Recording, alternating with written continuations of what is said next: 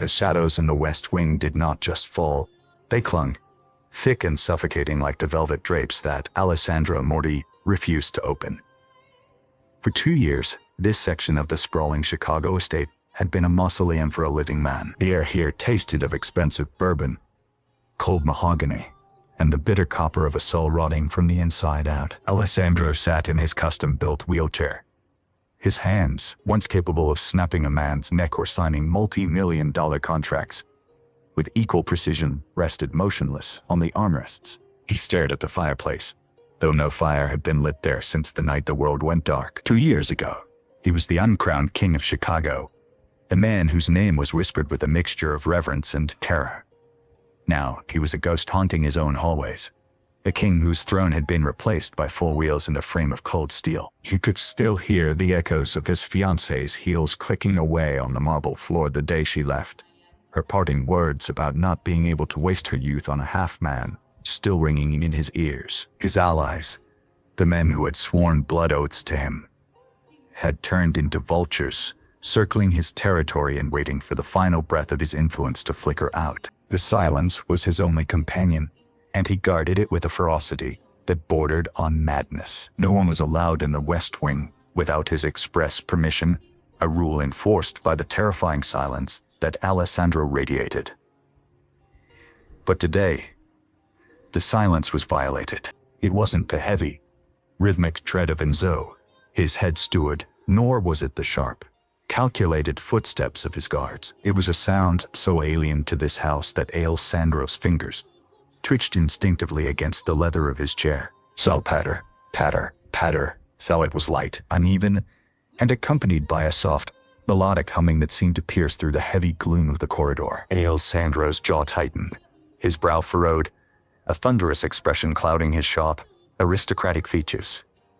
He began to turn his chair, the motorized hum sounding like a growl in the stillness. He was ready to unleash a storm of redirected rage upon whoever had dared to trespass into his sanctuary. In the kitchen of the East Wing, Sophia Carter was oblivious to the impending disaster. Her heart was hammering against her ribs as she frantically polished the silver, her mind a whirlwind of numbers and fears. Rent was 3 weeks overdue. The electricity in her tiny apartment had been flickering for days. Her husband, David, had been gone for a year, leaving behind nothing but a mountain of medical debt and a void in her heart that only her daughter could fill.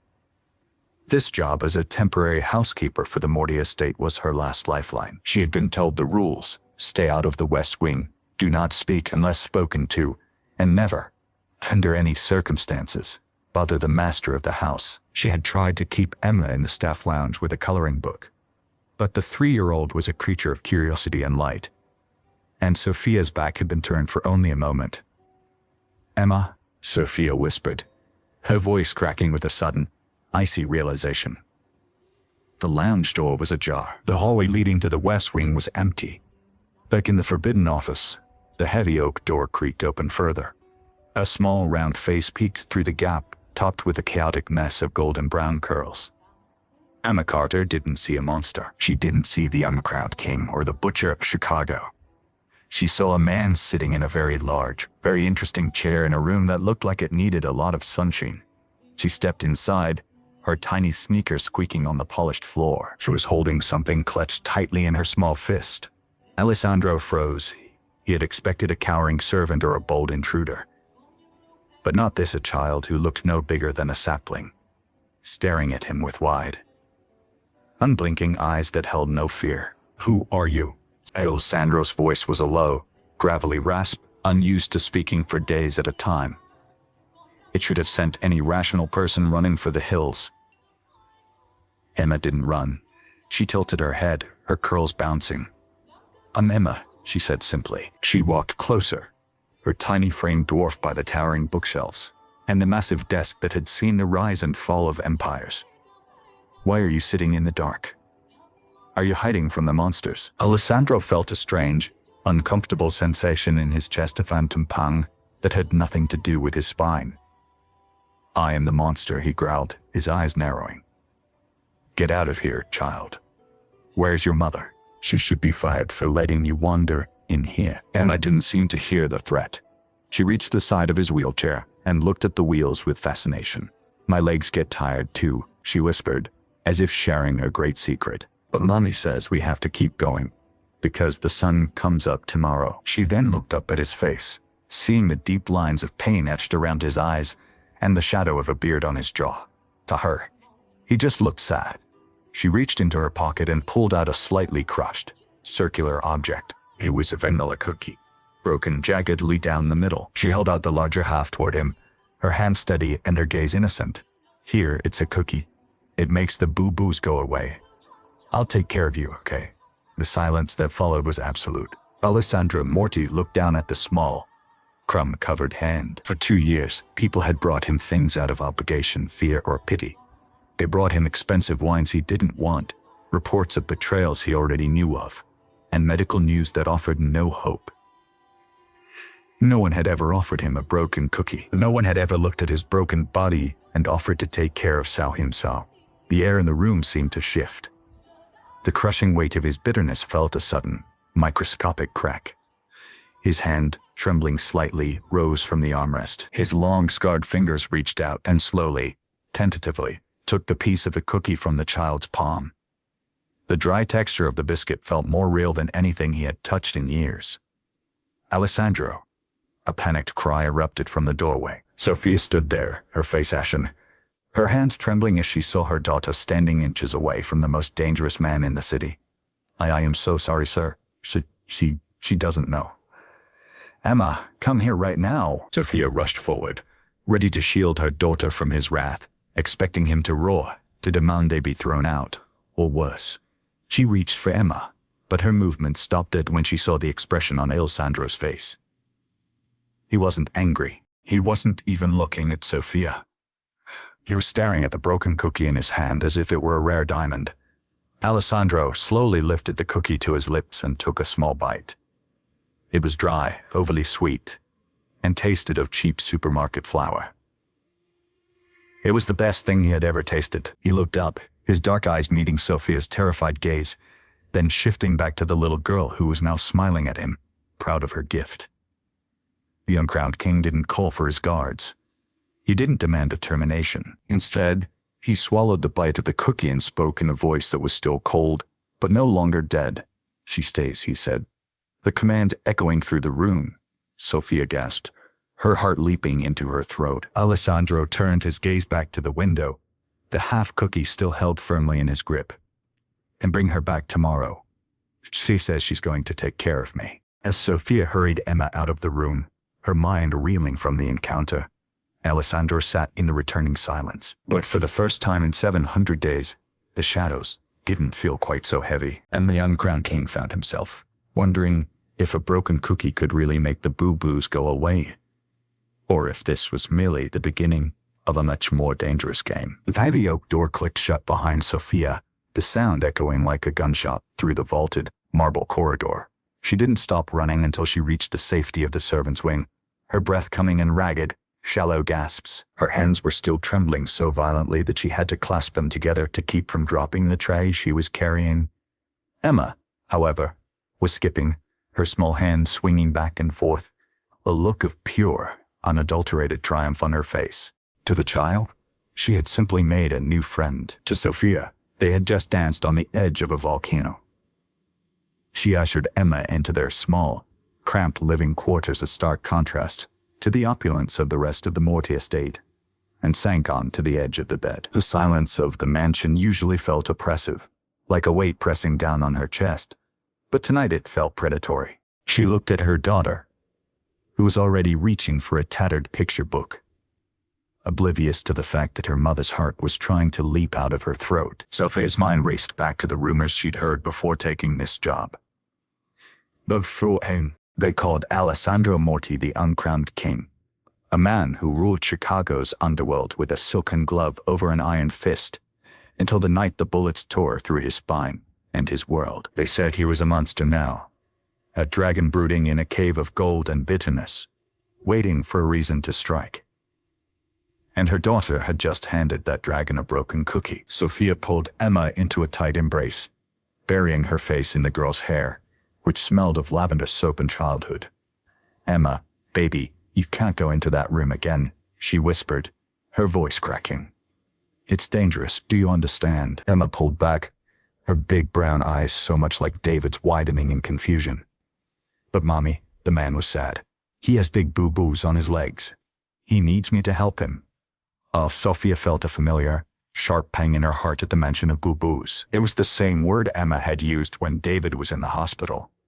3 years ago, before the machines stopped humming and the world went dark. David had been a simple man, a carpenter with a laugh that could fill a room, and his death had left Sophia with nothing but a mountain of debt and a child to raise alone.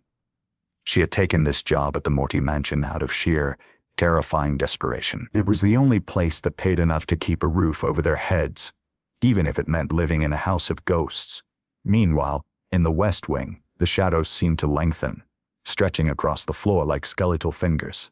Alessandro Moretti hadn't moved. He sat in his custom-made carbon fiber wheelchair, the remains of the cookie still resting on his desk. He stared at it with an intensity that would have withered a grown man. For 2 years, his world had been defined by what he had lost: his mobility, his fiancée who had fled at the sight of his scars, and the respect of men who only understood power through physical dominance. His office was a fortress of solitude, a place where he planned his slow, agonizing revenge against the ghosts of his past. No one entered without permission. No one looked him in the eye. They looked at the floor, or they looked at his legs with that suffocating, oily pity that made him want to scream. But the girl, she hadn't looked at the chair. She hadn't looked at the withered muscles hidden beneath his expensive slacks. She had looked at Sal himself. With a grunt of effort, Alessandro pushed the rims of his wheels, turning himself toward the floor-to-ceiling mirror that occupied the far wall, a mirror he usually kept covered with a heavy velvet shroud. Tonight, he reached out and yanked the fabric down. The dust danced in the moonlight as he confronted his reflection. He saw a man of 32 who looked 50. His jaw was covered in a thick, neglected stubble. His skin was the color of parchment from a lack of sunlight, and his eyes, once described as piercing sapphire, were now dull, like bruised glass. He looked like a king of nothing, a relic of a war that was still being fought in the dark. He looked down at his hands. They were the hands of a killer, stained with the figurative blood of a dozen betrayals, and yet he could still feel the phantom sensation of the child's small, warm palm against his skin.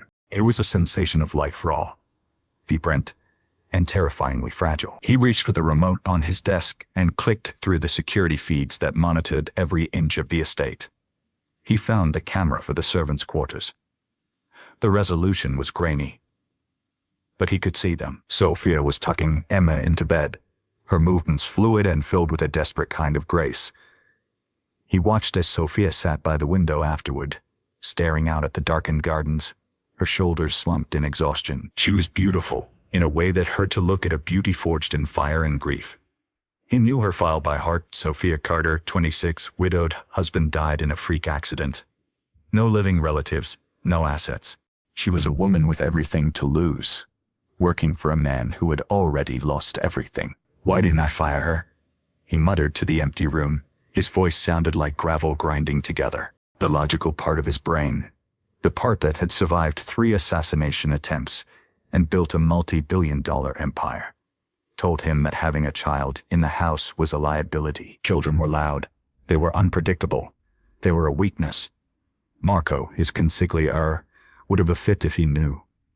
Marco believed in purity of focus, in the cold mechanics of the business. Alessandro's gaze drifted back to the cookie. The small crumb had fallen onto the mahogany surface of his desk. He picked it up and pressed it between his thumb and forefinger, crushing it into dust. He should send them away. He should protect them from the darkness that followed him like a shroud. If his enemies knew he had a soft spot, even one as small as a 3-year-old girl, they would use it. They would tear Emma apart just to see him flinch. He looked back at the monitor. Emma was fast asleep, her thumb tucked near her mouth. Sophia was now kneeling by the side of the bed, her head bowed in prayer. Alessandro hadn't prayed in 20 years. He didn't believe in a God who allowed men to be broken and children to be orphaned. But as he watched Sophia's lips move in silent plea, he felt a strange, uncomfortable heat behind his eyes. He turned the monitor off, plunging the room back into darkness. He didn't need light to navigate this room. He knew every inch of his prison. He rolled himself toward the door, his movements silent on the thick Persian rug. He stopped at the threshold of the hallway, looking toward the servants' wing. He told himself he was just checking the security. He told himself he was ensuring the perimeter was tight. But as he sat there in the shadows, a ghost in his own home, he realized he wasn't looking for intruders. He was looking for a reason to keep breathing. The next morning, the mansion was as silent as a tomb, but the air felt different. The heavy scent of floor wax and old money was pierced by something new, the faint, distant sound of a child's laughter. It was a sound that shouldn't exist here. Sophia was in the kitchen, her hands moving mechanically as she prepared Alessandro's breakfast tray. Her eyes were rimmed with red from a sleepless night. Every time a floorboard creaked, she flinched, expecting the head steward, Enzo, to appear with an envelope containing her final paycheck and an escort to the gate. But Enzo remained silent, his face an unreadable mask of professional indifference. "The master is in the library this morning," Enzo said shortly, placing a single white rose on the tray, a traditional Morty touch that felt more like a funeral rite than a decoration. "He expects his coffee at precisely 8 o'clock a.m. Sophia nodded, her throat too tight to speak. She settled Emma at the small kitchen table with a bowl of cereal and a strict instruction not to move. "I'll be right back, Emma. Stay right here. Don't make a sound." She carried the tray up the grand staircase, her heels clicking softly on the marble. The library was a cavernous room filled with thousands of leather-bound books that no one ever read. Alessandro was there, positioned by the window, his back to her. The sunlight hit his hair, revealing threads of silver that shouldn't have been there on a man his age. "Your breakfast, sir," Sophia whispered, her voice trembling. She set the tray down on the side table, her eyes darting toward the door. Desperate to escape, she was halfway across the room when his voice stopped her. "Where is she?" Sophia froze. I left her in the kitchen, sir. She won't bother you again, I promise." "I've explained that I didn't ask for an explanation." Alessandro interrupted, his tone cold but not angry. He turned his chair around, and for the first time, Sophia saw him in the full light of day. He looked exhausted, but his eyes were sharp, focusing on her with an intensity that made her skin prickle. "I asked where she is. She told me she was going to take care of me today." "Is she a liar, Mrs. Carter?" Sophia's mouth fell open. "No, sir, she's just a child." "Bring her," Alessandro commanded, turning back to the window. "And bring a box of those cookies. The ones with the blue wrapper." Sophia stumbled out of the room, her mind spinning. She didn't understand. None of this made sense. She hurried back to the kitchen, grabbed Emma, and a fresh pack of cookies from the pantry. When she returned to the library, Emma didn't wait for an invitation. She ran straight to Alessandro, her little sneakers squeaking on the polished wood. "Hi, Mr. Alessandro," she chirped, struggling with his name. She climbed onto the footrest of his wheelchair before Sophia could stop her, leaning her small weight against his knees. Alessandro stiffened. Sophia held her breath, waiting for the explosion. But it didn't come. Instead, Alessandro slowly reached out a hand that could crush a man's throat and awkwardly patted the girl's head. "You're late," he said, his voice dropping to a low, melodic rumble. "I had to eat my sparkles," Emma explained, referring to her sugar-coated cereal. She held out a cookie, already half-crushed in her sticky hand. "Here, this will make your legs better." Alessandro took the cookie, his eyes meeting Sophia's over the child's head. In that moment, the Uncrowned King looked less like a monster and more like a man drowning, reaching for a lifeline he didn't deserve. But the peace of the library was shattered by the heavy thud of the main entrance doors downstairs. A booming, confident voice echoed up the stairwell, a voice that made Alessandro's expression instantly shift from vulnerability to a mask of lethal ice. "Alessandro." "My brother. I hear you've taken in a stray." Alessandro's grip tightened on the armrest of his chair until his knuckles turned white. He looked at Sophia, his eyes urgent and dark. "Take her. Go through the servants' passage." Now Sophia didn't ask questions. She grabbed Emma, but as she ducked behind a hidden door in the bookshelf, she caught a glimpse of the man entering the room. He was tall, handsome, and wore a suit that cost more than Sophia's life, but his smile didn't reach his eyes. It was Marco Bellini, the consigliere, and as he stepped into the room, his eyes didn't go to Alessandro. They went straight to the half-eaten cookie resting on the table, and a slow, predatory grin spread across his face. The echo of the heavy front door slamming shut vibrated through the floorboards. But for Alessandro, the silence that followed was far more deafening. Marco's predatory grin lingered in the air like a foul scent, a reminder that the world outside this room was still full of sharks waiting for a drop of blood. He looked down at the half-eaten cookie Emma had left on the mahogany desk. It was a pathetic little thing, crusted with sugar and slightly damp, yet it felt heavier than the gold-plated paperweights that usually occupied his space. With a trembling hand, he didn't throw it away. He moved it to the center of a silk napkin, staring at it as if it were a rare artifact from a lost civilization. The following morning, the West Wing felt different. The air, usually stagnant with the smell of old paper and expensive scotch, felt charged. Alessandro sat by the window, watching the gray Chicago fog roll over the lake, when he heard the familiar, rhythmic thud-thud sound of small feet running down the hallway. He should have called out. He should have called out. He should have told Enzo to lock the doors. He should have reminded Sophia that his office was a sanctuary of secrets and blood-stained legacies. But he remained still, his heart doing a strange, fluttering dance that he hadn't felt in 2 years. The heavy oak door creaked open just a crack. A pair of bright, inquisitive eyes peeked through the gap. "Mr. Alessandro," Emma whispered, her voice a tiny bell in the cathedral of his bitterness. She didn't wait for an answer. She scrambled inside, clutching a piece of paper to her chest, as if it were a holy relic. This time, she didn't climb on his chair. She stopped a few feet away, sensing the lingering tension from the previous day's visitor. "I made you a map," she announced, walking forward with a solemnity that would have been comical if it weren't so sincere. She laid the paper on his lap. It was a chaotic explosion of orange and blue wax. Large, jagged circles represented what he assumed were trees, and in the center was a stick figure with a giant head and no legs, sitting atop a square with wheels. "That's you." She pointed with a small, blunt finger. "And that's the sun. It's always sunny in the map so you don't get cold." Alessandro looked at the drawing. For a man who dealt in high-stakes territories and international shipping lanes, this map was the most complex document he had ever held. He felt a lump form in his throat, a physical manifestation of the walls around his heart beginning to crumble. "Why is the man blue?" he asked, his voice rasping from disuse. "Because blue is the color of the sky," Emma said simply, as if explaining the laws of physics to a slow student. "And you're big like the sky." When Sophia eventually came to retrieve her daughter, apologizing profusely for the intrusion, Alessandro didn't look up from the drawing. "Get me some tape, Sophia," he said, his tone flat but not unkind. Sophia paused, her hand on Emma's shoulder. "Sir?" Alessandro finally looked at her, his dark eyes burning with a strange new intensity. "I said get me some tape, and a set of tacks. The heavy-duty ones." Over the next week, the missions became a daily ritual. Emma was no longer a stray. She was an explorer, and Alessandro's office was her new world. One afternoon, she brought him a smooth, gray stone she had found in the driveway.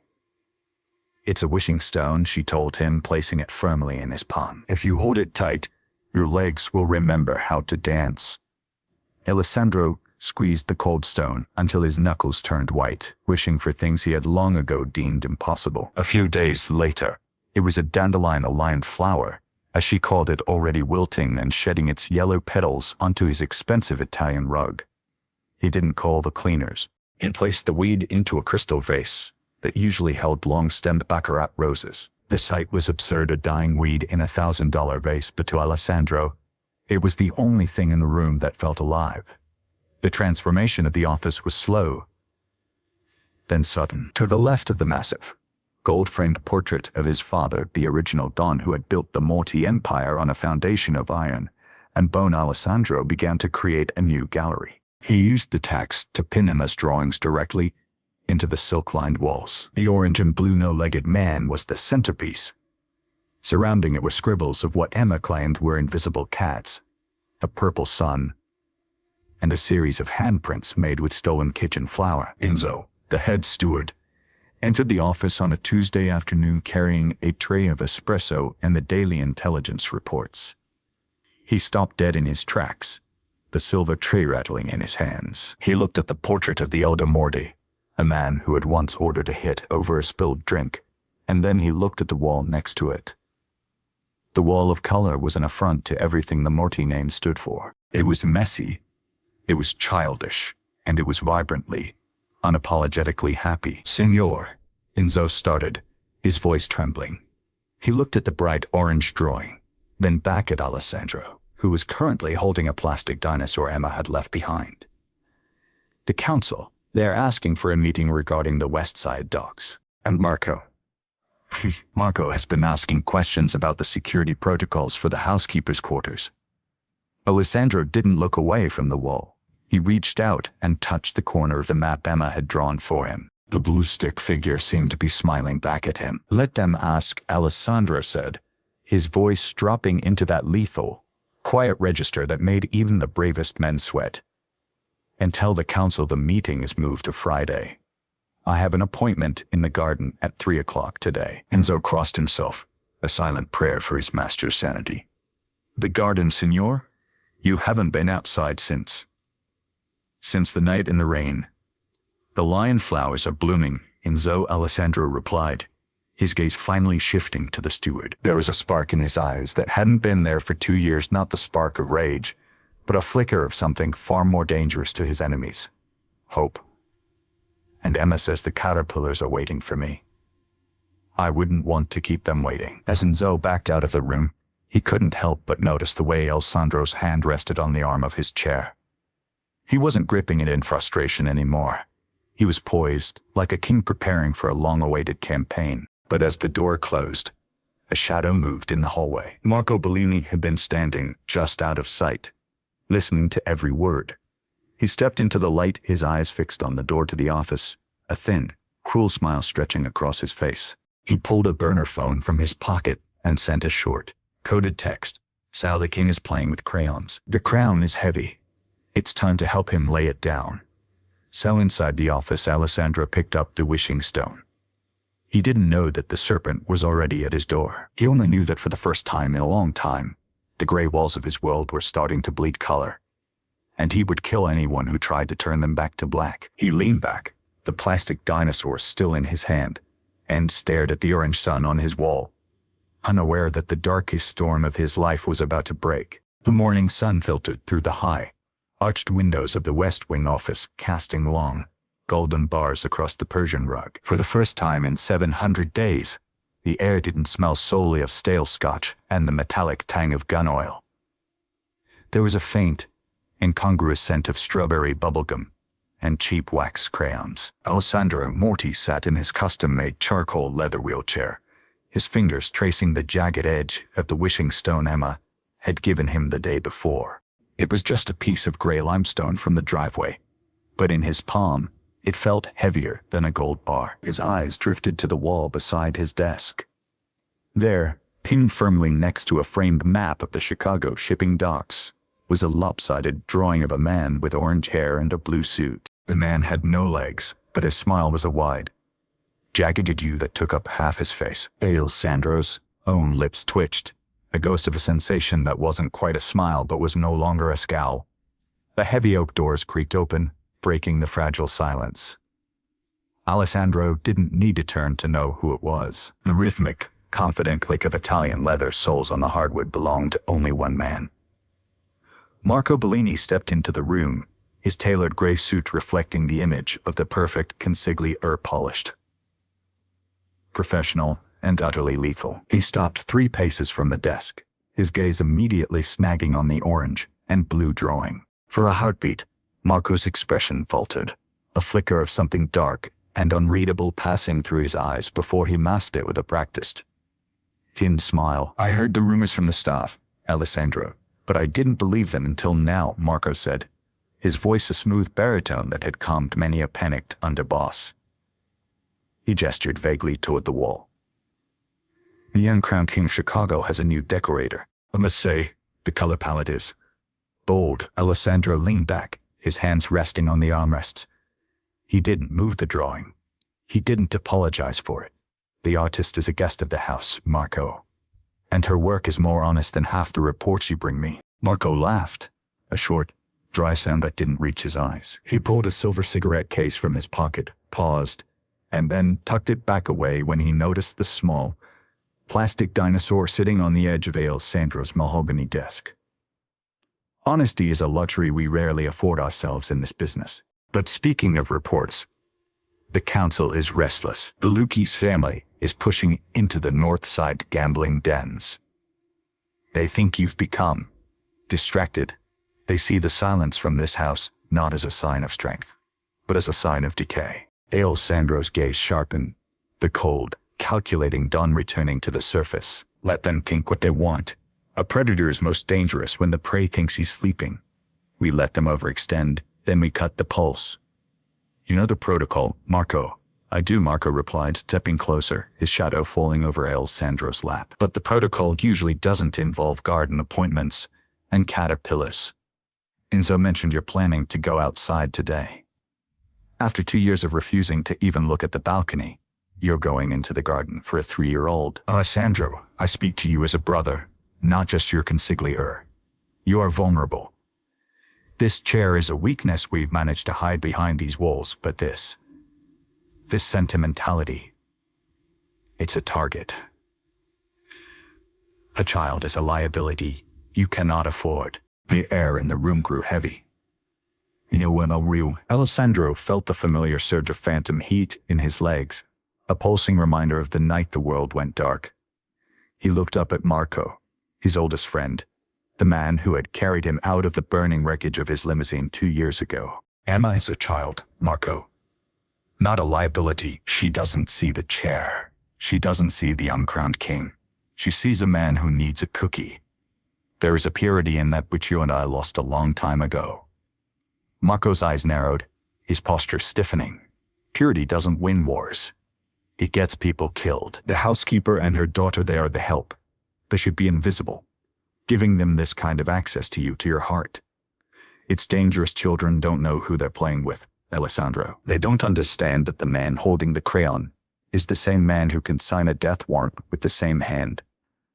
Don't forget who you are, because if you do, the city will remind you in the cruelest way possible. At that moment, a soft knock sounded at the door. Sophia Carter entered, carrying a silver tray with a fresh pot of espresso.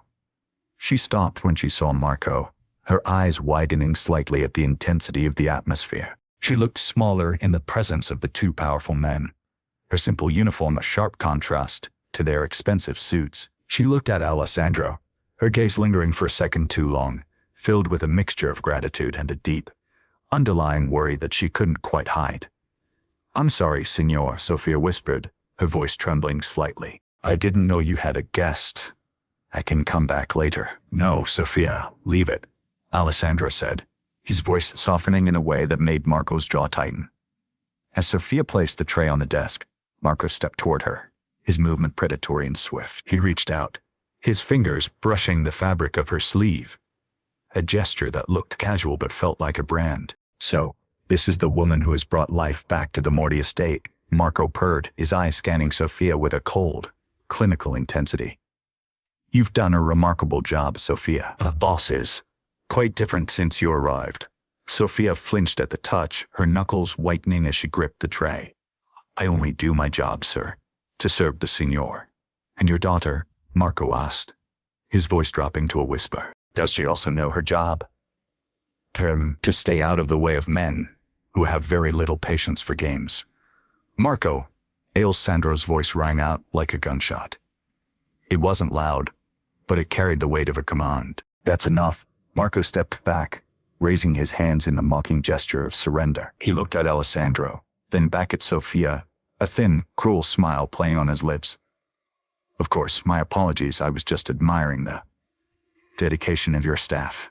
He turned back to Alessandro, his expression becoming a mask of professional neutrality. Once more, I'll handle the council for Friday. But think about what I said, Alessandro. This house was built on blood and stone. It wasn't built for cookies and crayons. If you let the walls soften, the roof will eventually come crashing down. Without another word, Marco turned and walked out, the heavy doors thudding shut behind him. The silence that followed was thick and suffocating.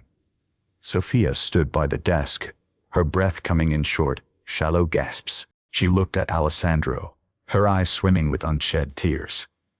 Is he right?" she asked, her voice barely audible. "Are we putting you in danger by being here?"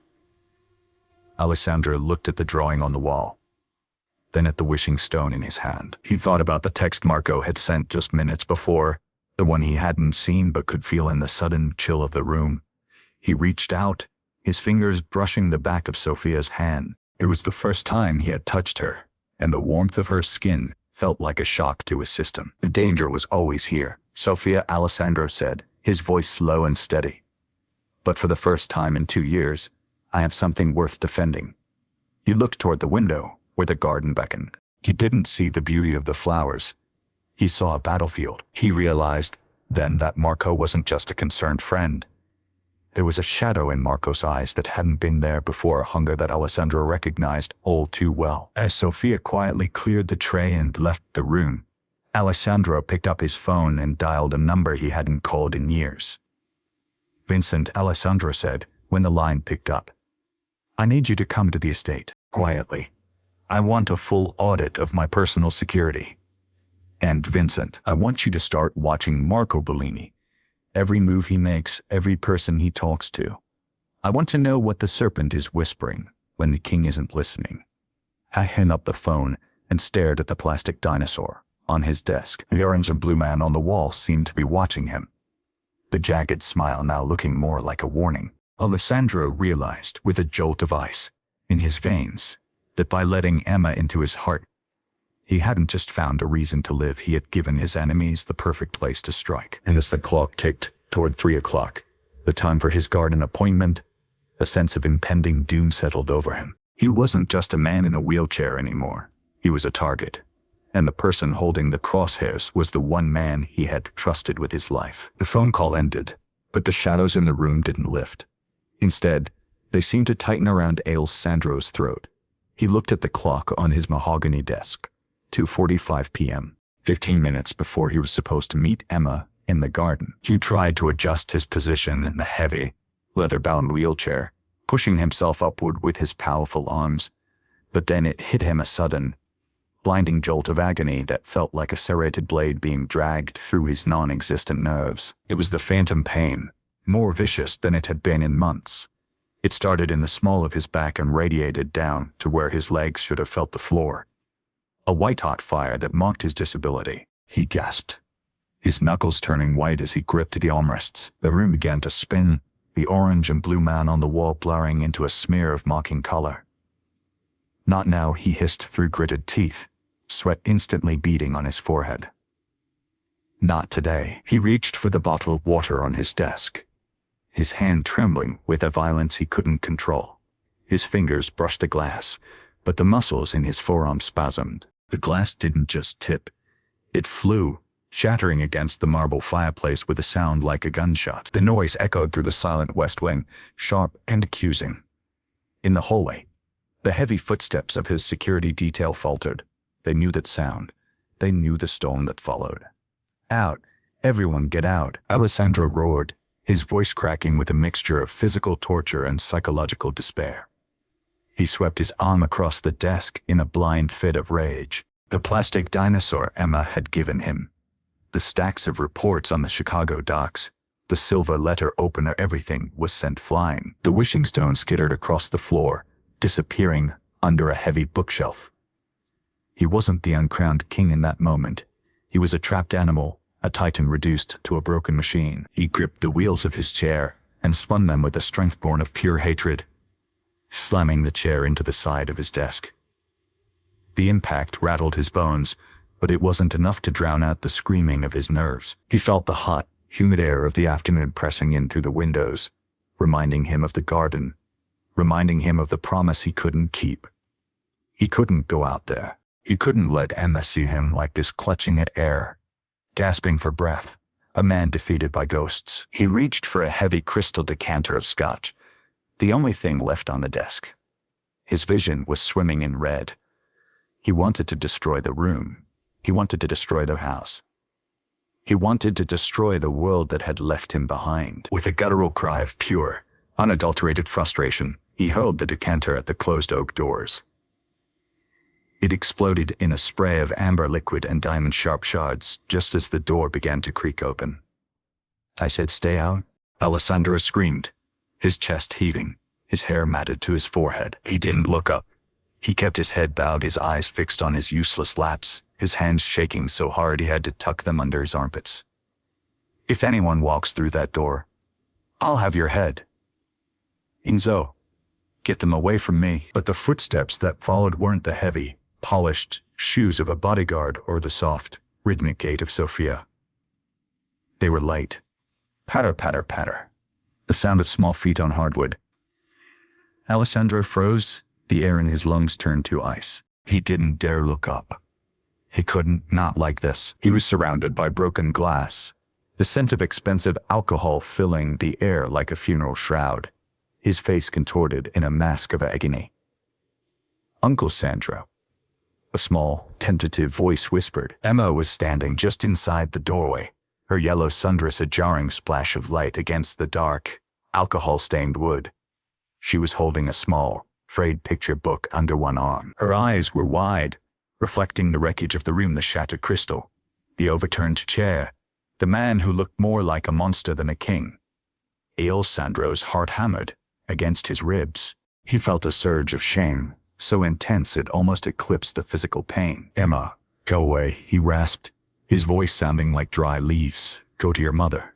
Now she didn't move. She looked at the shattered decanter near her feet, then up at him. She saw the sweat, the trembling, and the way his eyes were wet with the tears he was trying so desperately to hold back. To the rest of the world, Alessandro Moretti was a terrifying figure of power and vengeance. To Emma, he was just her friend who lived in the big chair, and right now, her friend was hurting. "You have a boo-boo," she said softly. It wasn't a question. "Emma, please," Alessandro groaned, closing his eyes tight. "It's dangerous. There's glass. Go back." He heard the soft friction of her dress as she moved. Despite his warning, despite the shards of crystal that could pierce her thin skin, she navigated the debris with the focused grace of a child. She didn't stop until she was right beside his wheelchair. Alessandro felt a small, warm pressure on his knee. He opened his eyes and looked down. Emma had placed her hand on his leg, the leg that wasn't there, the source of his phantom torture. "Don't cry," she whispered. "I'll stay. Monsters, go away if you have a friend." Alessandro looked at her, his breath hitching. The physical pain was still there, a dull roar in the background. But something else was happening. The red mist of his rage was being pushed back by the simple, uncomplicated presence of a 3-year-old girl. She didn't look at him with the pity he saw in the doctor's eyes. She didn't look at him with the hidden ambition he saw in Marco's eyes. She just looked at him with love. Without thinking, Alessandro reached out. His hand, still trembling, hovered over her head before resting gently on her soft curls. He expected her to flinch, to pull away from the man who had just been screaming and smashing things. Instead, she leaned into his touch, her small head resting against his shoulder. The contrast was staggering. The massive, scarred man in the expensive silk shirt and the tiny girl in the yellow dress. The dam Alessandro had built around his heart 2 years ago, the one made of steel, ice, and bitterness, didn't just crack. It shattered. A single sob escaped him, a sound so raw and guttural it seemed to tear its way out of his throat. And then, the Uncrowned King of Chicago did something he hadn't done since he was a boy. He leaned his head against Emma's and wept. He wept for the legs he had lost, for the life that had been stolen from him, for the betrayal he felt blooming in his own house, and for the sheer, overwhelming weight of being alive. Emma didn't say a word. She just held onto his arm with her small hands, a tiny anchor in a storm that had lasted for 700 days. Outside the door, Sophia stood in the hallway, her hand over her mouth, tears streaming down her own face. She had come to find Emma, but Enzo had caught her arm, shaking his head and pointing silently toward the cracked door. They both watched through the gap as the most feared man in the Midwest crumbled into the arms of a child. It was a sight that would have cost a man his life to witness under any other circumstances. But here, In the quiet of the West Wing, it was a miracle. After several minutes, the phantom pain began to recede, leaving Alessandro exhausted and hollowed out. He pulled back slightly, wiping his face with the back of his hand, feeling a strange sense of lightness he couldn't explain. Emma was looking at him, her expression solemn. "Better?" she asked. Alessandro managed a weak, watery smile. "Yes, Emma. Better." He looked around at the destruction he had caused, the broken glass, the ruined furniture. He felt a deep sense of regret, not for the objects, but for the environment he had created. He looked back at Emma and saw that she was looking at the empty spot on his desk where the orange and blue man's drawing used to be. "I'll fix it," Alessandro promised, his voice regaining some of its old authority, though softened by a new warmth. "I'll fix everything." He reached down and carefully picked up the picture book she had dropped. It was a story about a caterpillar that became a butterfly. He held it for a moment, then looked toward the door. He saw Sophia standing there, her eyes red, her expression a mix of terror and profound empathy. Their eyes met, and in that silent exchange, the barrier between employer and employee, between Don and housekeeper, dissolved into something far more complex. "Sophia," Alessandro called out, his voice steady. "Please come in, and bring a broom. I've made a mess of things." "Bear the GFLA." Sophia stepped into the room, her movements hesitant as she stepped over the glass. She looked at Alessandro, really looked at him, and saw that the cold, dead light in his eyes had been replaced by something flickering and fragile. It was hope. "I'm so sorry, Mr. Moretti," she whispered, moving to pick up Emma. "No," Alessandro said, stopping her with a gesture. "Leave her, she's helping." He turned his chair toward the window, looking out at the garden where the sun was beginning to dip lower in the sky. "Sophia, we need to talk. Not about the house, and not about the work." He paused, his gaze hardening as he remembered the phone call to Vincent and the suspicion regarding Marco. The peace Emma had brought him was a gift, but it was a gift he would have to fight to keep. He knew now that his recovery wasn't just about walking again. It was about reclaiming his soul before the serpents in his life could swallow it whole. "I need you to tell me the truth about how David died," Alessandro said, his voice dropping to a low, serious tone. "And I need you to tell me exactly who has been visiting this house when I'm not looking, because someone is trying to make sure I never leave this chair, Sophia. And I think they're using you and Emma as the bait." Sophia's face went pale, the color draining from her lips as she clutched her hands together. The air in the room suddenly felt cold again, but this time, Alessandro didn't reach for a glass to break. He reached for Emma's hand, his grip firm and protective, as he waited for the secrets of the Moretti estate to finally come to light. Sophia's breath hitched in her throat, the sound sharp against the heavy silence of the study. She looked down at Emma, who was still leaning against Alessandro's knee, her small thumb hooked into the fabric of his expensive trousers, as if she belonged there. The contrast was jarring. The most dangerous man in the city, a wolf trapped in a gilded cage of mahogany and leather, and a child who saw him only as a friend who needed a cookie. Sophia took a slow, trembling breath, her fingers twisting the fabric of her apron. She knew that in this world, secrets were a currency, and she had been bankrupt for a very long time. "David was a good man, Mr. Moretti," Sophia began, her voice barely a whisper, yet it carried the weight of 1,000 sleepless nights. "He didn't belong in your world. He was a foreman on a high-rise project downtown. He believed in hard work, in the honesty of steel and concrete. But the construction industry in Chicago, it's not as clean as the blueprints suggest." She paused, a bitter smile touching her lips. "There was a supply issue. Substandard materials were being swapped for the high-grade stuff. David found out. He refused to sign off on the safety inspections. He told me he was going to the authorities on a Monday. He died on a Friday. A tragic accident on the site. A faulty harness, they said. But David checked his gear 3 times before every climb. He was meticulous. He was careful. He was murdered for his integrity." Alessandro's eyes didn't leave her face. He saw the grief, raw and jagged, but he also saw the spark of a fire that hadn't been extinguished. He knew the names of the families who controlled the construction unions. He knew the blood that was mixed into the mortar of the city's skyline.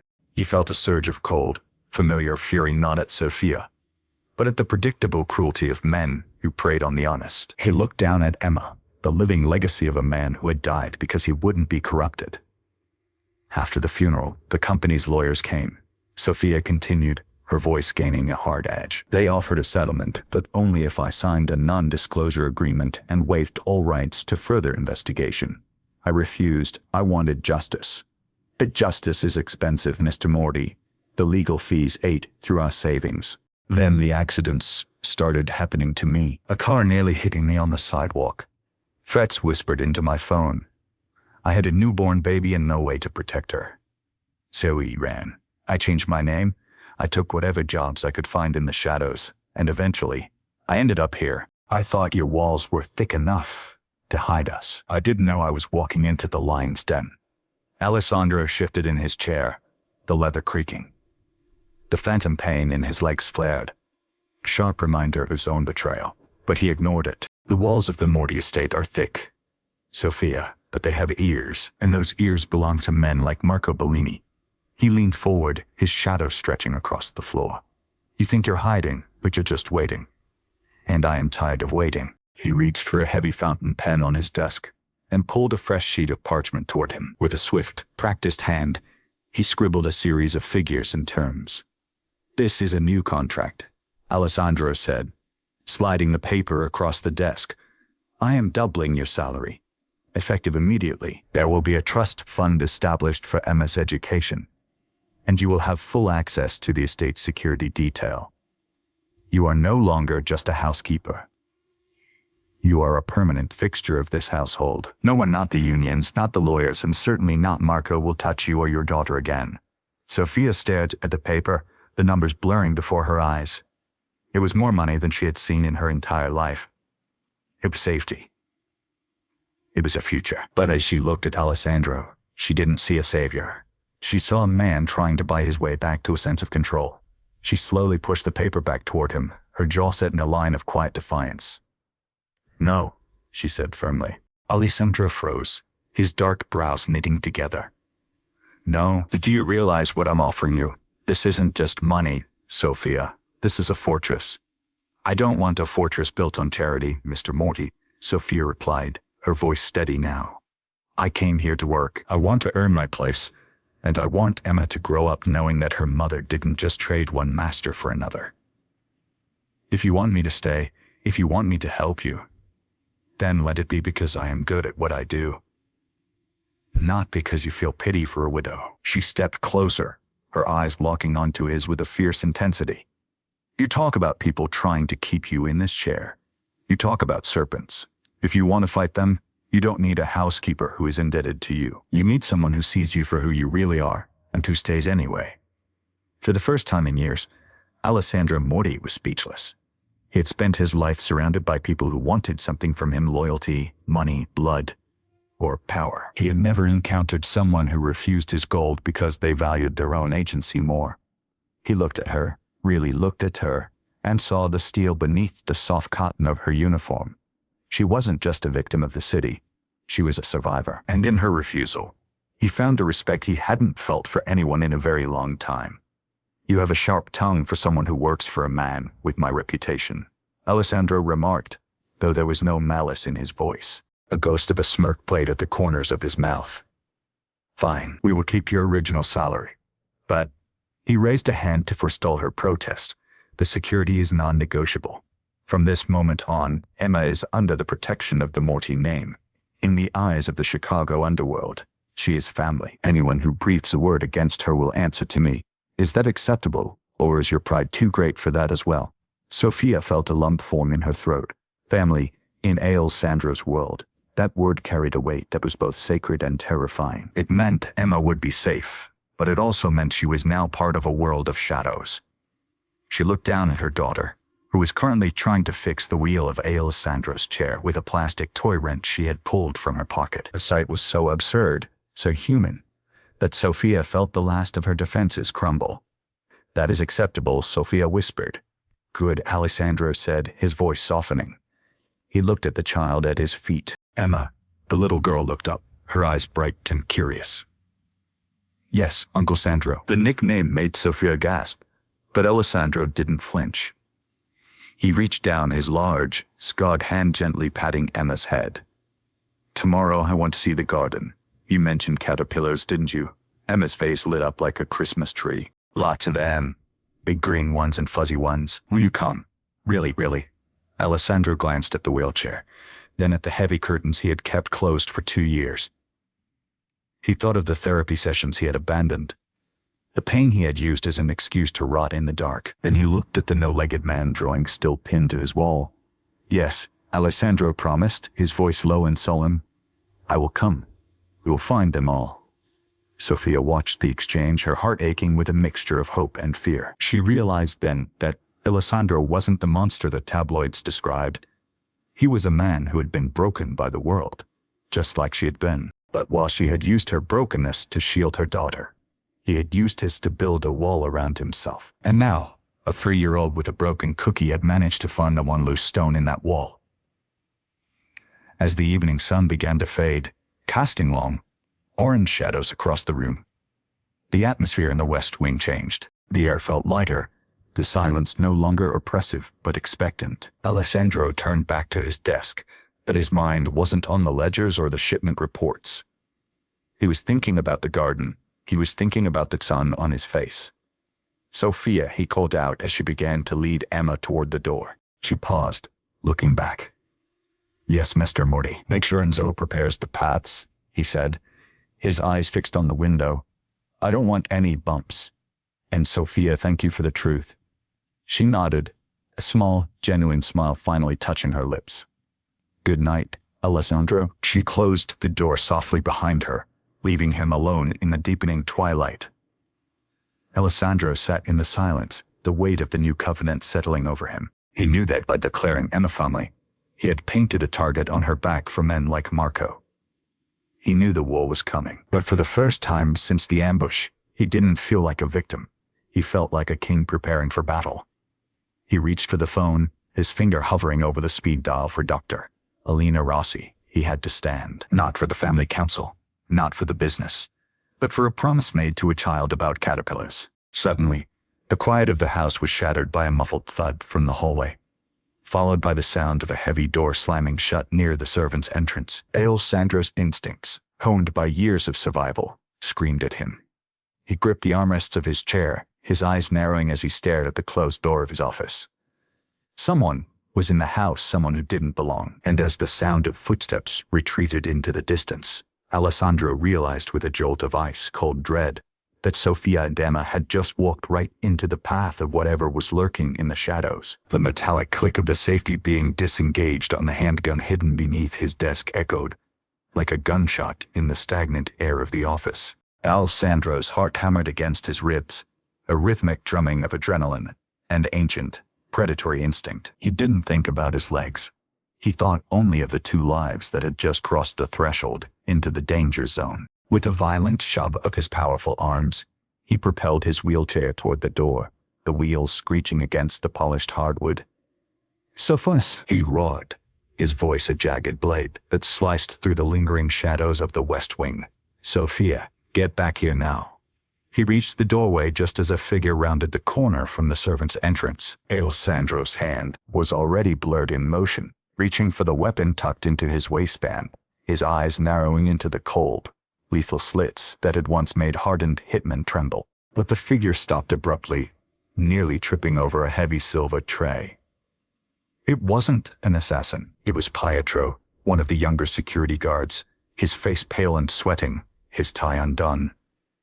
Behind him, Sophia stood frozen, her hands clutching Emma's shoulders, her eyes wide with a terror that mirrored Alessandro's own. Don Alessandro. I am so sorry, Pietro stammered, his breath coming in ragged gasps. I tripped over the rug near the service door. I was rushing to deliver the evening security logs. I didn't mean to get out, Alessandro hissed, the word vibrating with a lethal low frequency. The fury in his chest was a cocktail of relief and lingering fear, a volatile mix that made his hands shake. Get out before I decide your clumsiness is a capital offense. And tell Enzo I want the security detail doubled on the perimeter. The guard scrambled away, his boots thudding frantically against the floorboards. Silence returned, but it was no longer the heavy, suffocating silence of a tomb. It was charged with the electricity of a near miss. Alessandro let out a long, shuddering breath, his head dropping forward as the adrenaline began to recede, leaving him drained. He felt a small, warm pressure against his knee. He looked down. Emma had escaped her mother's grip and was standing right in front of his chair, her head tilted to the side, examining him with a look of profound concern. The bad sounds went away. "Uncle Alessandro," she whispered, her voice like a soft bell in the aftermath of a storm. She reached out, her tiny fingers brushing the expensive fabric of his trousers where his useless muscles lay hidden. "Are you scared of the dark too? My daddy said the dark is just a blanket for the stars." "You don't have to be loud." Alessandro felt a lump form in his throat, a physical obstruction that made it hard to swallow. He looked up at Sophia, who was leaning against the wall, her hand pressed to her heart. The terror in her eyes was fading, replaced by a deep, searching look of empathy. She saw him, no Tezon, not the king, but a man who had almost lost his mind at the thought of her daughter being hurt. "I'm not scared of the dark, Emma," Alessandro said, his voice regaining its gravelly depth, though the edge was gone. I don't like surprises." Emma beamed, her mood shifting with the lightning speed of a child. She grabbed his hand, the hand that had been seconds away from taking a life, and tugged on it with all her might. "Then come to the garden. The caterpillars are awake. They like the sun. They aren't surprises. They're friends." "Please, just for a little bit." Alessandro froze. The garden, the vast manicured estate of the Morti Manor, was visible from every window. Yet he hadn't stepped foot on its grass in 730 days. To go outside meant being exposed. It meant the guards would see him being pushed. It meant the neighbors in the surrounding estates might glimpse the fallen lion through their binoculars. The wheelchair felt like a neon sign of his weakness under the unforgiving glare of the sun. "Mr. Morty is very busy," Sophia started, stepping forward to intervene, sensing his hesitation. No, Alessandro interrupted, his voice surprising even himself. He looked at Emma's hopeful face, then at the drawing of the no-legged man still pinned to his desk. If he couldn't face a garden for this child, how could he ever face the men who had broken him? "Sophia, tell Enzo to clear the central path. I will go." For 10 minutes, the transition from the cool, shaded interior of the mansion to the bright, sensory overload of the Italian-style garden was jarring. The scent of blooming jasmine and damp earth hit Alessandro like a physical blow, a reminder of a world that had continued to turn while he rotted in his office. Enzo pushed the chair with a steady, respectful hand, his face a mask of professional stoicism, though Alessandro could see the slight tremor of emotion in the old man's jaw. Emma ran ahead, her yellow dress a flickering flame against the deep greens of the boxwood hedges. "Here, over here," she shouted, pointing at a cluster of milkweed near the stone fountain. As Alessandro sat there, the sun warming his face for the first time in years, he felt a strange, uncomfortable sensation. It was a prickle of shame, yes, but beneath it was a seed of something else. Defiance. He watched Emma gently poke a fuzzy, striped caterpillar, her laughter echoing off the stone walls. He realized that she didn't see the chair as a cage. She saw it as a throne that moved. To her, he was still the man who could do anything. "Sophia," Alessandro said softly as she stood beside him, her hair catching the golden hour light. "Call Dr. Elena Rossi. Tell her I want to resume the sessions tomorrow morning at dawn." Sophia's breath caught. Dr. Rossi was the lead neurosurgeon who had told Alessandro he had a 10% chance of walking again, a chance he had thrown away in a fit of bitter despair. "Are you sure, Alessandro?" She was. Very firm about the intensity of the work required. "I don't care if she brings a whip," Alessandro growled, but there was a smirk playing at the corners of his mouth. "I have a promise to keep. Apparently, I need to be able to catch caterpillars." The following morning, the West Wing was transformed into a chamber of agony. Dr. Elena Rossi was a woman of iron and ice, unimpressed by Alessandro's title or his reputation. She arrived with a portable parallel bar system and a set of weighted braces. "Again, Alessandro," she commanded, her voice ringing out in the gym that had gathered dust for 2 years. Alessandro's face was a mask of sweat and gritted teeth. He was strapped into a harness, his arms trembling as he gripped the bars, trying to force his brain to send a signal to the dead weight of his legs. Every nerve ending felt like it was being seared with a blowtorch. The phantom pain, usually a dull throb, was now a screaming banshee in his mind. "I can't," he wheezed, his muscles spasming. He collapsed back into the harness, his breath coming in ragged, desperate gulps. "My legs, they aren't there. Elena." "There's nothing. Your legs are there, Alessandro. Your will is what's missing," she said coldly, though she moved to wipe the sweat from his forehead with a towel. "Why are you doing this now?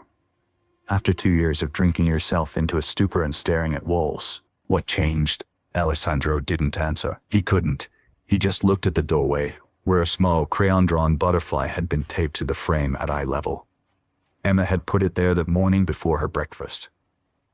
"So for the muscles," Sashi had said. "Again?" Alessandro whispered, his voice cracking. He reached out, his knuckles white as he grabbed the vase once more. Again. The session lasted 3 hours. By the end, Alessandro was a ghost of a man, his shirt soaked through, his body trembling with a fatigue so deep it felt like it had reached his bones. But as Enzo wheeled him back toward his bedroom, they passed the large floor-to-ceiling window overlooking the driveway. Alessandro's eyes, blurred with exhaustion, suddenly sharpened. A black sedan was idling at the main gate. It wasn't one of his. The windows were tinted, but the license plate was familiar, a series of numbers he had memorized long ago. It was a vehicle registered to a holding company owned by Marco Bellini. The car didn't move. It just sat there, a silent, predatory observer in the morning mist. Alessandro felt a chill that had nothing to do with the air conditioning. Marco wasn't just visiting anymore. He was watching. He was measuring the king's strength, looking for the crack in the armor. Alessandro looked down at his hands, still shaking from the physical therapy. He was weak. He was vulnerable. And the man he trusted most in the world was standing at his gates, waiting for the perfect moment to strike. Just then, he heard Emma's laughter from the floor below, followed by the sound of Sophia singing a soft lullaby. The sound was beautiful, but to Alessandro, it sounded like a countdown. He realized with a jolt of pure, icy clarity that his recovery wasn't just about walking, it was a race against a man who wanted him dead. And the finish line was the safety of the woman and child who would accidentally become his whole world. He reached into the pocket of his robe and pulled out his encrypted phone. He didn't call Enzo. He dialed a number he hadn't used since before the ambush, the number of an old, retired investigator who specialized in finding the things people buried deepest. "Vincent," Alessandro said, his voice cold and commanding once more. "I need you to look into the pharmacy records for the Moretti estate. And Vincent, don't tell anyone you're working for me. Especially not Marco." He ended the call and stared out the window. The black sedan slowly began to pull away, disappearing into the fog. But the feeling of being hunted remained. Alessandro gripped the armrests of his chair, his mind already spinning a web of counter-moves. The king was no longer just sitting on his throne. He was sharpening his blade. But as he turned the chair to go find Sophia, he noticed something on the floor, a single, bright green caterpillar crawling slowly across the expensive Persian rug, having hitched a ride on his shoe from the garden. It was small, fragile, and utterly out of place in a house of monsters. Just like Emma, and Alessandro knew, with a certainty that terrified him, that if he failed to stand, the serpent at the gate would crush them both. The rain in the industrial district of South Chicago did not fall so much as it drifted. A heavy, soot-stained mist that clung to the brickwork of the derelict warehouses. Marco Bellini stepped out of his SUV, the soles of his hand-stitched Italian leather shoes clicking rhythmically against the wet pavement. He didn't mind the dampness. In fact, he preferred the gray anonymity of the city's outskirts. Here, away from the prying eyes of the Moretti guards and the suffocating silence of the mansion, he could breathe. He could think. He could be the man he was always meant to be, the architect of an empire, not merely its shadow. For 2 years, he had played the part of the grieving friend and the tireless consigliere. He had sat by Alessandro's side, offering words of encouragement that tasted like ash in his mouth, all while quietly redirecting the Morty cash flow into his own offshore accounts. He had expected Alessandro to wither away, to succumb to the depression of his broken body. He had expected the Uncrowned King to abdicate his throne out of sheer despair. But then, the housekeeper's daughter had arrived. Marco entered the side door of a nondescript pharmaceutical distribution center, the smell of ozone and sterile chemicals hitting him instantly. He didn't wait for an escort. He knew the way to the back office, where a man named Dominic Cerno was waiting. Dominic was a brilliant chemist who had lost his medical license a decade ago for creative bookkeeping with controlled substances. Now, he served a different kind of clientele.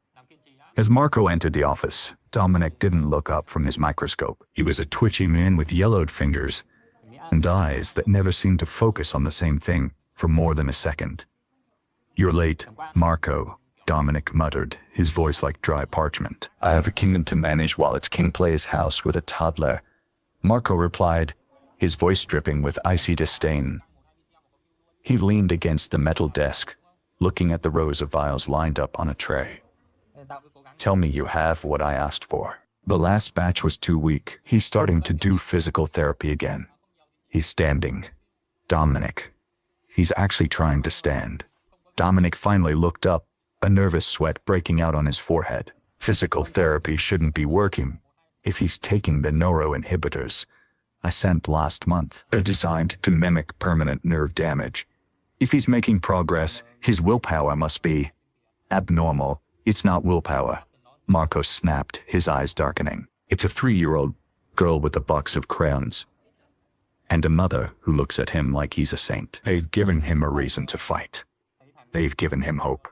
Hope is a dangerous thing, Dominic. It's a biological anomaly that I need you to cure. Dominic sighed, reaching into a refrigerated drawer and pulling out a small, amber-colored bottle. It had no label, only a handwritten code on the cap. "This is a concentrated neurosuppressant. It's colorless, tasteless, and nearly impossible to detect in a standard toxicology screen.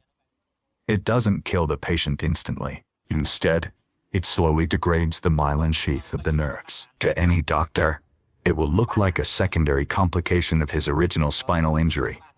A late-onset degenerative collapse. He'll experience dizziness, blurred vision, and eventually, total respiratory failure. It will look like his body simply gave up on him." Marco picked up the vial, rotating it slowly between his thumb and forefinger. The liquid inside looked innocent enough, like honey or sunlight, but he knew it was the weight of a coffin lid. "How long?" "If you start the dosage tomorrow, you'll be bedridden within 2 weeks," Dominic said, his voice trembling slightly. "By the 3rd week, he won't be able to hold a pen, let alone a gun." "But Marco, if he's already suspicious, if he has someone testing his meds." "He trusts me," Marco interrupted, a cruel smile touching his lips. "He has trusted me since we were 10 years old. He believes I am the only one who stayed loyal when the rest of the world turned their backs. He thinks I'm his shield. He has no idea I'm the one who sharpened the blade that put him in that chair 2 years ago." The revelation hung in the air, heavy and suffocating. Marco didn't feel guilt. He felt a sense of cosmic justice. He had been the one to do the dirty work for the Morty family for decades. He was the one who understood the streets, the one who knew how to balance the books with blood. Alessandro was too soft, too focused on legacy and honor. The ambush had been Marco's masterpiece, a way to remove the king without becoming a regicide in the eyes of the council. But the king had been stubborn. The king had refused to die. "The girl," Dominic whispered, looking at Marco with a flicker of curiosity. "You mentioned a child. Is she a problem?" Marco's expression shifted, his features hardening into a mask of pure, predatory focus. He thought of Emma, with her bright eyes and her magic cookies.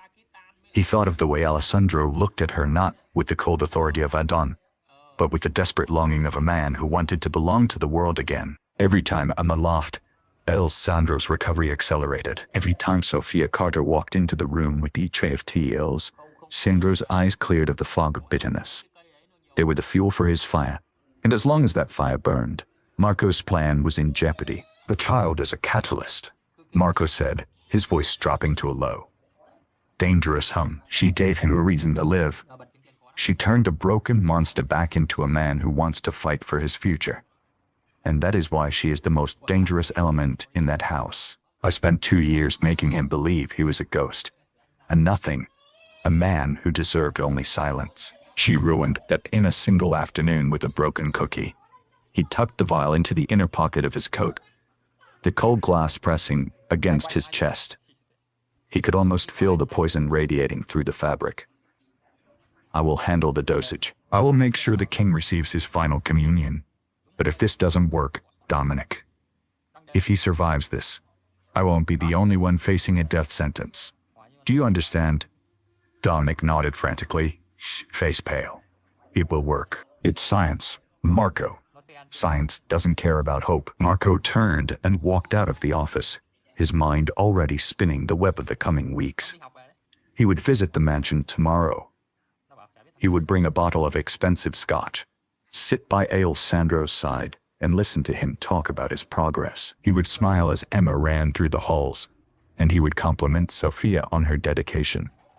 And all the while, he would be slipping the slow solution into Alessandro's daily regimen. He would watch the light fade from his friend's eyes, bit by bit, until there was nothing left but the silence of the West Wing. Once more, as he got back into his SUV and began the drive back toward the city, he looked at the skyline of Chicago, the glittering lights of the skyscrapers mocking him. He was so close. The throne was within his reach. He just had to wait for the poison to do what the bullets couldn't. He thought of the drawing he had seen on Alessandro's wall, the orange and blue no-legged man. He felt a surge of genuine hatred for the child who had dared to bring color back into Alessandro's world. The child gave him a reason to live. Marco whispered to his own reflection in the rearview mirror, his eyes glowing with a dark, terrifying resolve. I have to give him a reason to die. So in Sekizum, he pulled his phone out and sent a short, encrypted message to a contact he had kept hidden even from his own associates. So the process has begun. Secure the perimeter of the estate.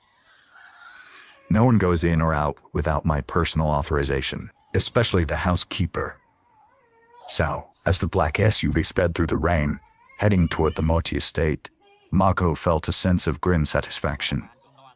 He was the serpent at the gate, and he was finally ready to strike. But as he turned onto the long, winding drive that led to the mansion, he noticed a light on in the nursery, a small, warm glow that pierced through the darkness of a stormy night. It was a reminder that he wasn't just fighting a man anymore.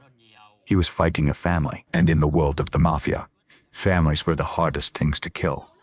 He gripped the steering wheel, his knuckles white, as he realized that the slow solution might not be enough. If the king wouldn't fall to the poison, Marco would have to find a way to break the one thing Alessandro loved more than his own life. He would have to go after the cookie, the white ceramic pill crushed easily between Alessandro's teeth, a bitter, metallic tang coating his tongue that he hadn't noticed before. He washed it down with a glass of ice-cold water, staring out the floor-to-ceiling windows of his study. Outside, the Chicago autumn was turning brittle. The leaves on the oaks at the edge of the estate transformed into shards of rusted gold. He felt a strange, rhythmic thumping behind his eyes, a dull pressure that had become his constant companion over the last week. He attributed it to the grueling intensity of his physical therapy. Dr. Elena Rossi was a taskmaster, and he had demanded she double their sessions. He wanted to stand. He wanted to walk Emma to the garden without the hum of an electric motor beneath him. He was the uncrowned king, and kings did not rule from a throne of steel and rubber. He ignored the way the room seemed to tilt for a fraction of a second when he turned his head too quickly. Uncle Alessandro, look, it's a gold star. Emma's voice preceded her as she burst into the room, her small sneakers squeaking against the polished marble. She held up a sticker, her eyes wide with the kind of pride only a 3-year-old could muster. Alessandro felt the familiar softening in his chest, a warmth that usually dispelled the shadows of his mind. He reached out, his hand trembling slightly, a tremor he masked by gripping the armrest of his chair. A gold star, Emma. What did you do to earn such a high honor? He asked, his voice gravelly but infused with a rare tenderness. I ate all my broccoli. Even the tiny trees, she declared, stepping closer to press the sticker onto the back of his hand. As her small, warm fingers touched his skin, Alessandro felt a sudden, sharp jolt of vertigo. The colors of the room bled into one another for a heartbeat, and Emma's face seemed to flicker like a poorly tuned television screen. He blinked rapidly, forcing his vision to stabilize. He couldn't show weakness, not to her. He forced a smile, though his jaw felt heavy, almost numb. "Then you are a warrior, little cookie," he whispered. "A true Morty warrior." Sophia entered the room a moment later, her eyes immediately finding Alessandro's. She didn't see the king, she saw the man. She noticed the way his knuckles were white from gripping the chair, the slight grayness around his mouth that no amount of expensive tailoring could hide. She had spent years watching her late husband David wither away in his final months, and she had developed a sixth sense for the scent of encroaching illness. To her, Alessandro didn't look like a man recovering. He looked like a man being consumed from within. "Alessandro, you look pale," Sophia said softly, moving toward him. She reached out as if to touch his forehead, but he pulled back, a flash of the old, defensive pride sparking in his dark eyes. "I am fine, Sophia. The therapy is demanding, nothing more. Alina is pushing me, and I am pushing back. It is the only way," he insisted, his voice sharper than he intended. He saw the hurt flicker in her eyes and immediately regretted it, but the headache was blooming now, a dark flower of pain opening in the center of his brain. "You're shaking," she countered, her voice steady despite his rebuff. "Your hands haven't stopped since I walked in. Maybe you should call the doctor. Not the therapist, the physician. Just to check your levels." "I said I am fine," he repeated, the words feeling like lead in his mouth. "The medication is supposed to help with the nerve regeneration. It has side effects. Dizziness is one of them. Go, take Emma to the kitchen. I have work to finish." Sophia hesitated, her maternal instinct screaming that something was fundamentally wrong. She looked at the desk, cluttered with reports he usually handled with surgical precision, noticing that he had signed one of the documents upside down. Her heart hammered against her ribs. She wanted to scream at him, to tell him that he was being stubborn to the point of suicide, but she knew the temperament of men like Alessandro Moretti. They would rather die on their feet or in their chairs than admit the fortress was crumbling. She took Emma's hand, casting one last, lingering look at the man who had become her world, before retreating into the hallway. The silence that followed was deafening. Alessandro leaned back, closing his eyes. The slow solution was doing its work with terrifying efficiency. Marco's pharmacist had been precise. The neurosuppressant didn't kill the body all at once. It mimicked the symptoms of overexertion and neurological fatigue. It made the brain lie to the muscles, and the muscles lie to the soul. Alessandro felt a cold sweat breaking out across his brow. He tried to reach for his phone to call Enzo, but his arm felt as though it was submerged in thick syrup. An hour later, in the private gym of the West Wing, Dr. Alina Rossi stood by the parallel bars, her clipboard in hand. "Again, Alessandro, you have to find your center of gravity. Your legs are strong enough, but your brain is refusing to send a signal." Alessandro gripped the cold steel bars, his teeth ground together so hard he feared they might shatter.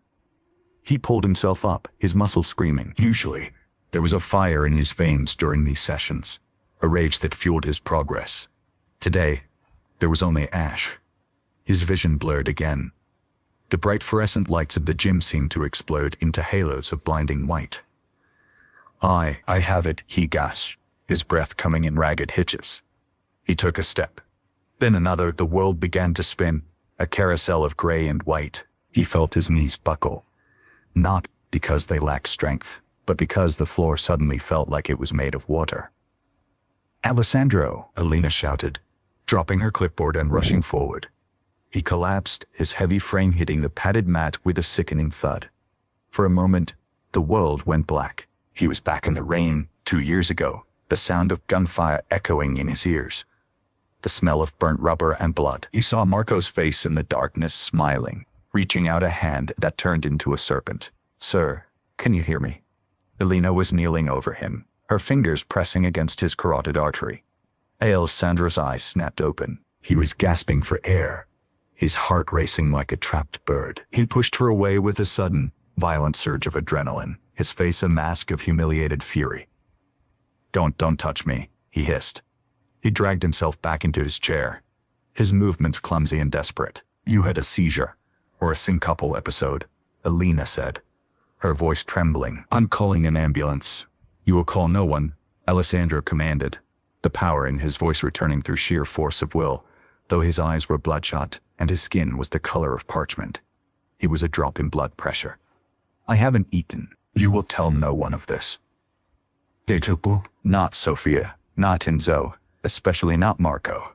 But Alessandro, your heart rate is I am the dawn of this house," he roared, the effort causing a fresh wave of nausea to roll over him. "You will do as you are told. Help me back to my room." Now, he allowed her to wheel him back, his head lolling against the headrest. He felt a terrifying hollowness inside him, a sense that he was drifting away from the shore of his own life. He thought of the gold star on his hand, the one Emma had given him. It was gone now, lost somewhere on the gym floor during his fall. That night, as the house fell into an uneasy slumber, Alessandro sat in the dark of his bedroom. He stared at the bottle of pills on his nightstand. They were his lifeline, or so he thought. He didn't know that with every dose, the Uncrowned King was being buried alive. He reached out to take the nightly dose, his hand shaking so violently that the bottle rattled against the wood. Across the hall, Sophia sat up in bed, her eyes wide in the darkness. She heard the faint, rhythmic thudding of something falling in Alessandro's room. She didn't wait. She didn't knock. She threw the door open and saw him, the most feared man in Chicago, slumped over the side of his bed. His eyes rolled back in his head, a white foam flecking his lips. In his hand, he clutched a small, crumpled piece of paper, Emma's drawing of the no-legged man. "Alessandro," she screamed, her voice piercing the silence of the West Wing. As she ran to him, she realized with a jolt of pure horror that his breathing had stopped. The king was falling, and the serpent was already at the door.